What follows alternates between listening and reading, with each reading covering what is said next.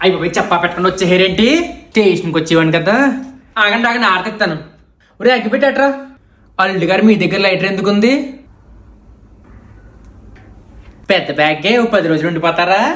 బుజ్జి అల్లుడి గారికి కాఫీ ఇచ్చి. నువ్వు కూడా తింటావా? అల్లుడి గారికి ఏం కావాలో చూడమ్మా.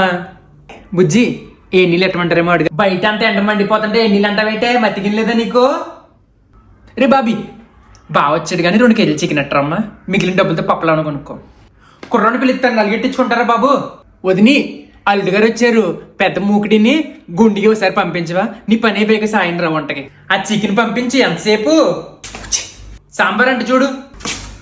అల్లుడు గారు మన కార్లో వెళ్ళిపోండి. మాకెందుకండి ఇప్పుడు బట్టలు? బుజ్జి బట్టలు ఇచ్చేటప్పుడు బొట్టెట్టాలని తెలీదా? మనం ఇప్పుడు అంతా వైట్ అండ్ వైట్, కలర్స్ కట్టట్లేదు. మేమందరం డాబా మీద అడుకుంటాం. ఏమైనా అవసరం వస్తే పిల్లే. చుట్టమైనా చేపలైనా 2 రోజులకు వాసన వచ్చేస్తాయి. మన అల్లుడు గారి విషయంలో మాత్రం అది అబద్ధమే.